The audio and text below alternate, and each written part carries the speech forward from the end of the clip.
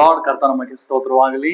ದೇವರು ನಿಮ್ಮ ಜೀವಿತವನ್ನ ಆಶೀರ್ವಾದ ಮಾಡುವಂತ ಕರ್ತನಾಗಿದ್ದಾನೆ. ಒಂದು ವಾಕ್ಯವನ್ನು ಓದ್ಕೊಳ್ಳೋಣ. ದೇವರು ಇವತ್ತಿನ ನಿಮ್ಮೊಟ್ಟಿಗೆ ಒಂದು ವಾಗ್ದಾನವನ್ನು ಕೊಡ್ತಾ ಇದ್ದಾನೆ, ಒಂದು ಮಾತನ್ನ ಕೊಡ್ತಾ ಇದ್ದಾನೆ.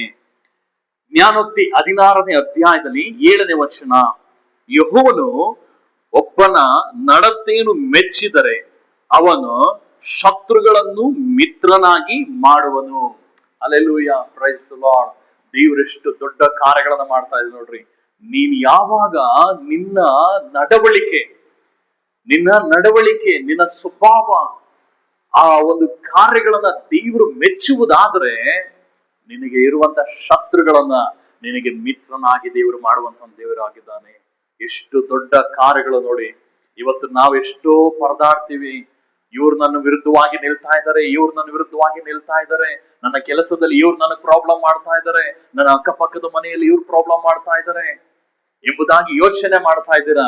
ಆದರೆ ದೇವ್ರು ಹೇಳ್ತಾ ಇದ್ದಾನೆ, ಆ ಶತ್ರು ನಿನಗೆ ಮಿತ್ರನಾಗಿ ಬದಲಾಗಬೇಕು ಅಂದ್ರೆ, ಆತನು ನಿನಗೆ ಒಳ್ಳೇದನ್ನೇ ಮಾಡ್ಬೇಕು ಅನ್ನೋದಾದ್ರೆ, ಆ ಶತ್ರುನು ಸಹ ನಿನಗೆ ಒಳ್ಳೇದನ್ನೇ ಬಯಸ್ಬೇಕು ಅನ್ನೋದಾದ್ರೆ, ಕರ್ತನ ವಚನ ಹೇಳ್ತಾ ಇದೆ, ಯೆಹೋವನು ಒಬ್ಬನ ನಡತೆಯನ್ನ ಮೆಚ್ಚಿದರೆ, ಒಬ್ಬನ ನಡವಳಿಕೆನ ಮೆಚ್ಚಿದರೆ, ಒಬ್ಬ ವ್ಯಕ್ತಿಯ ಅವನು ನಡೆದುಕೊಳ್ಳುವಂತ ರೀತಿ ಮೆಚ್ಚಿದರೆ, ಅವನ ದಾನ ಧರ್ಮಗಳನ್ನ ಮೆಚ್ಚಿದರೆ, ಅವನ ಸ್ವಭಾವಗಳನ್ನ ಮೆಚ್ಚಿದರೆ, ಕರ್ತನು ಮಾತು ಕೊಡ್ತಾ ಇದ್ದಾನೆ, ನಿನ್ನ ಎಲ್ಲಾ ಶತ್ರುಗಳನ್ನ ದೇವರು ಮಿತ್ರನಾಗಿ ಮಾಡುವಂತ ದೇವರಾಗಿದ್ದಾನೆ.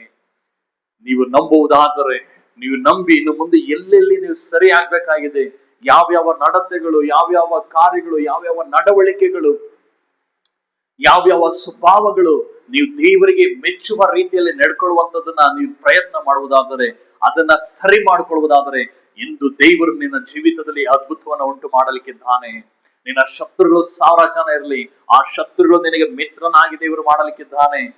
ಇವತ್ತು ನಿಮಗೆ ಮಿತ್ರರಾಗಿರುವಂತವರೇ ಶತ್ರುಗಳಾಗ್ಬಿಡ್ತಾರೆ. ಯಾಕೆಂದ್ರೆ ನಿನ್ನ ನಡವಳಿಕೆ, ನಿನ್ನ ಸ್ವಭಾವಗಳು ಅದು ಬದಲಾಗ್ಲಿಲ್ಲ ಅಂದ್ರೆ ನಿನಗೆ ಮಿತ್ರರೇ ನಿಮಗೆ ಶತ್ರುಗಳಾಗ್ಬಿಡ್ತಾರೆ.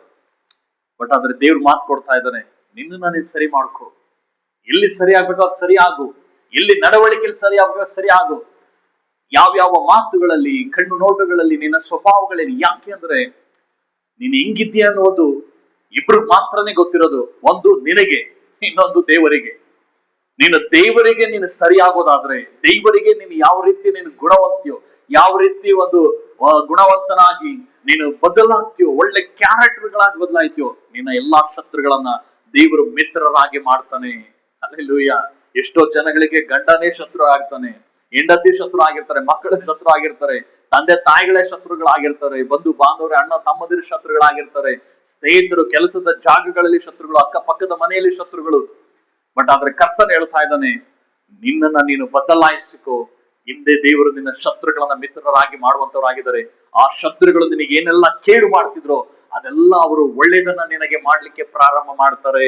ನಿನಗೆ ದಯೆ ತೋರುವಂತೆ ದೇವರು ಪ್ರಾರಂಭ ಮಾಡಿಸ್ತಾರೆ. ಇಂದು ನೀನು ನಂಬಿ ಪ್ರಾರ್ಥನೆ ಮಾಡಿ ನಿನ್ನನ್ನು ಒಪ್ಪಿಸಿಕೊಟ್ಟು ನಿನ್ನ ಎಲ್ಲ ಕ್ಯಾರೆಕ್ಟರ್ಗಳನ್ನ ಬದಲಾಯಿಸಿಕೊಂಡು ನಡೆಯುವುದಾದ್ರೆ, ಇಂದು ನಿನ್ನ ಜೀವಿತದಲ್ಲಿ ಇನ್ನು ಮುಂದೆ ದೇವರು ನಿನ್ನ ಲೈಫ್ ಅಲ್ಲಿ ಅದ್ಭುತವನ್ನ ಮಹತ್ತಾದ ಕಾರ್ಯವನ್ನು ನಡೆಸಲಿಕ್ಕಿದ್ದಾನೆ. ಕಣಗೊಳಿಸಿ ಪ್ರಾರ್ಥನೆ ಮಾಡೋಣವ. ಪರಲೋಕದಲ್ಲಿರುವ ನಮ್ಮ ತಂದೆಯಾದ ದೇವರೇ, ಯಾರೆಲ್ಲ ತಮ್ಮನ್ನು ತಾವು ಒಪ್ಪಿಸಿ ಕೊಡ್ತಾ ಇದ್ದಾರೋ ಪ್ರತಿಯೊಬ್ಬೊಬ್ಬರ ಮೇಲೆ ಈಗಲೇ ನಿನ್ನ ಪರಿಶುದ್ಧಾತ್ಮನ ಬಲ ಬಿಡುಗಡೆ ಆಗ್ಲಿ, ಪರಿಶುದ್ಧಾತ್ಮನ ಶಕ್ತಿ ಬಿಡುಗಡೆ ಆಗ್ಲಿ. ಯೇಸುವಿನ ನಾಮದಲ್ಲಿ ಈ ಕ್ಷಣದಲ್ಲೇ ಅವರ ಜೀವಿತವು ಬದಲಾಗಲಿ ರಾಜನೇ. ಅವರ ನಡವಳಿಕೆಗಳು ಬದಲಾಗಲಿ ನಿನ್ನ ದೃಷ್ಟಿಯ ನೋಟಕ್ಕೆ. ದೇವರೇ, ನಿನಗೆ ಮೆಚ್ಚುಗೆ ಆದ ನಡವಳಿಕೆಗಳು ಉಂಟಾಗಲಿ ರಾಜನೇ. ದೇವರೇ, ನಿನಗೆ ಮೆಚ್ಚುಗಾದ ಜೀವಿತವನ್ನ ಬದಲಾಯಿಸಿಕೊಳ್ಳಲಿ ಅಪ್ಪ. ಅವರ ಜೀವಿತದಲ್ಲಿ ಅವರಿಗೆ ವಿರುದ್ಧವಾಗಿ ನಿಂತಿರುವ ಎಲ್ಲಾ ಶತ್ರುಗಳನ್ನ ನೀನು ಮಿತ್ರನಾಗಿ ಮಾಡು ದೇವರೇ. ಹೀಗೆ ಮಾಡಿದಕ್ಕಾಗಿ ಸ್ತೋತ್ರ. ಅವರ ಶತ್ರುಗಳು, ಅವರಿಗೆ ಅಗೆತನ ಮಾಡುವಂತವರು, ಅವರಿಗೆ ಕೇಡುಗಳನ್ನ ಮಾಡುವಂತವರನ್ನ ನೀನು ಬದಲಾಯಿಸಿದಕ್ಕಾಗಿ ಸ್ತೋತ್ರ ಅಪ್ಪ. ಯೇಸುವಿನ ನಾಮದ ತಂದೆ, ಆಮೇನ್.